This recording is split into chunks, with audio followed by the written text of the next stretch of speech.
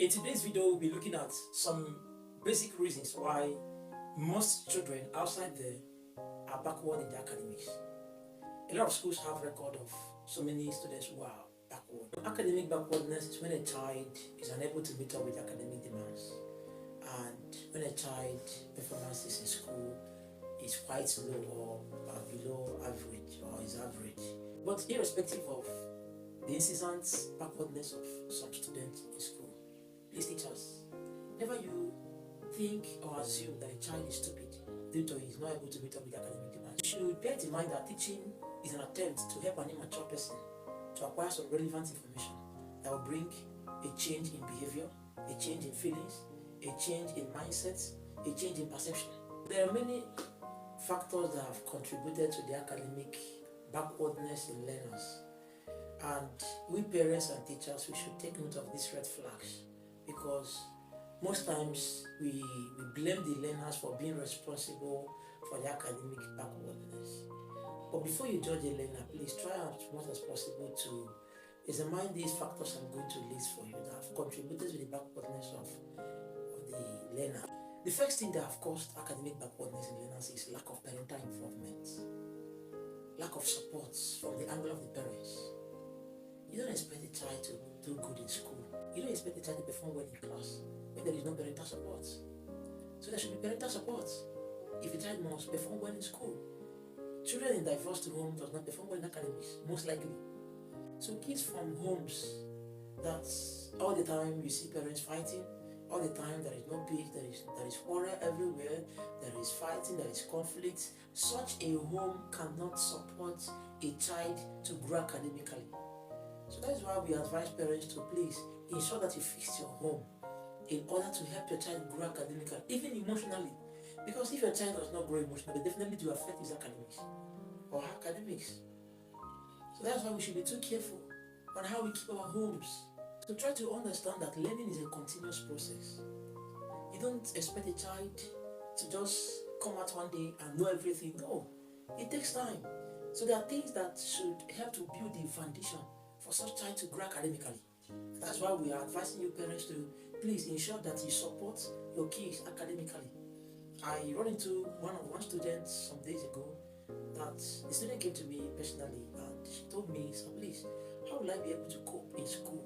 How will I be able to perform well in classes when each time I needed academic material? If I tell my mom will tell me to go and tell my dad, and they are not living together, they live separate. Please, divorce have done no good and harm to kids. Parents, please, try as much as you can to fix your home so that your children can grow better. Learning is a gradual process of brain transformation, mind renewal, brain reconstruction. So our kids need our support to grow. The second factor which have contributed to the backwardness of learners is poor teaching method and lack of subject content by the teacher. So when a teacher does not know what to teach, when a teacher does not know how to teach, the impact will negatively affect the learners. So that is why we are advised as teachers to please know the subject content before you stand in classroom to deliver your lesson. Try to go deep to study. Study, restudy, and make sure that you come up with a better way to explain a concept to learners. So every good teacher simplifies learning for their learners, no matter how difficult it is to teach. So you go deep to study so that you can break down concepts in a simpler form and use a method that can accommodate the learners.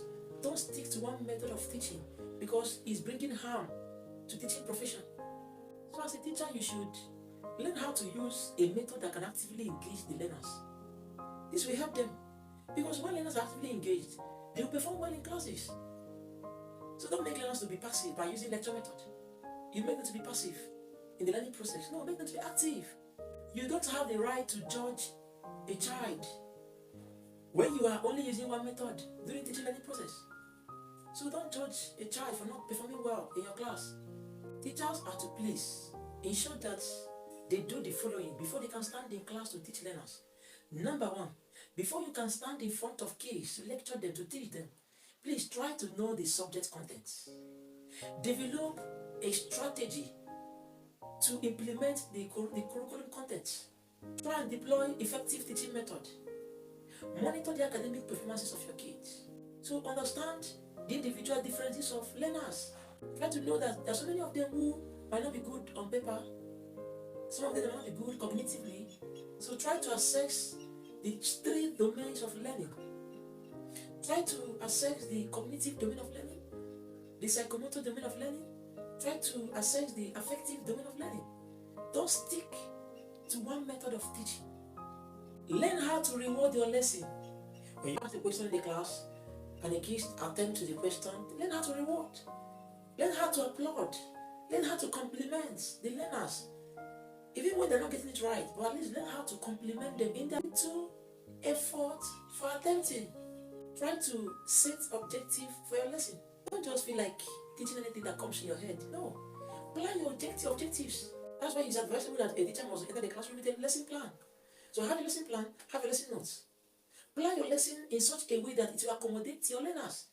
It will accommodate their individual differences. Don't feel like teaching whatever you want. No. Teaching is not structured in that manner. Teaching is objectivity. Meaning that you don't teach what you feel like. You teach what is expected of the learners to know at that very moment. So you don't just come up with something that you feel like, okay, it's okay to pass to the learners. No. Another thing that have caused backwardness in most learners is poor health condition.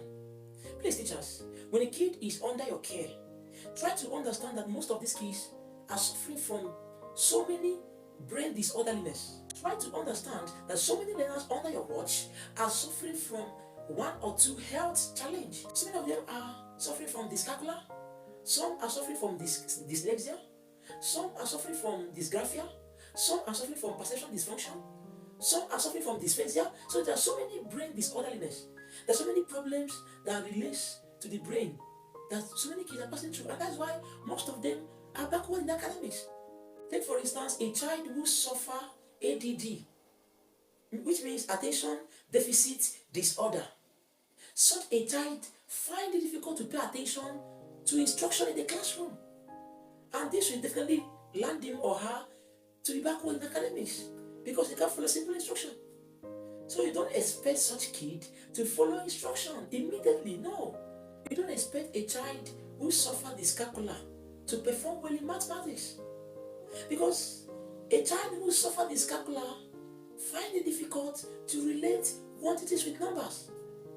A child who suffers dyscalculia finds it difficult to remember simple calculation. So you are not to judge the child for not performing well in class. It is your duty to help the child grow above such. So find remedies. You can check in previous videos I have made where I talk about math problems, dyscalculia. So try and help your kids. Another thing that have caused backwardness in learners in their academics is absenteeism from school. When a child is absent from school, it will definitely affect his performances. So a child who is not regular in school due to sickness or running errands for parents will definitely be backward in academics. Not to worry about that. Because the child will end up missing lessons. And you don't expect a child who have been missing lessons continuously, frequently, to perform well in academics. No. So you have to put down some modalities that will help such child to cover what they have done in classes. Probably by providing a lesson check for the child. Please and please parents, stop engaging your kids too much to the point that they miss out from school. Because when a child frequently misses school, he or she will definitely be backward in academics.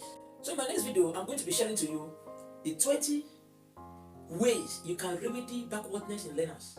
Understand that your kids are wonderful children. Understand that no one child is stupid. So don't be in a hurry to judge a child because he's not too good on paper. Don't be in a hurry to judge a child because he's not performing well in school. Don't be in a hurry to judge a child because he can't read, he can't write, or he can't pronounce well. What you are to do, instead of judging a child, you should try as much as possible to understand the factors behind the problem or the challenges the child is facing.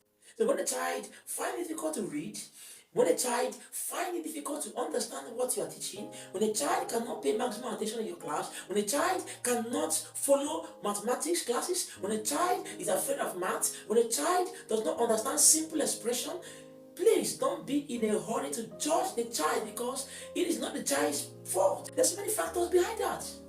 So it is your duty to know the factors responsible why your kids are backward in academics. Don't be in a hurry to blame the school. Don't be in a hurry to blame the child. Don't be in a hurry to blame the environment. Try to understand so many things responsible. Understand the factors responsible why your kids are behaving the way they are behaving.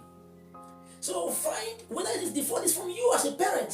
Find whether the fault is from you as a teacher. Find whether the fault is from your method. Find whether the fault is from your administrative style. So don't be in a hurry to judge the child. No one child is stupid. Every child is potentially gifted. Try to be a good parent. Try to be a good teacher. Try to be a good administrator. And remember, no one child is stupid. Every child is important. Be a good parent, and you will see your kids becoming good and performing great. No one child is stupid. Every child is important. If this video has helped you, please subscribe. Keep sharing this video. It's going to be a wonderful time next time. See you in our next video.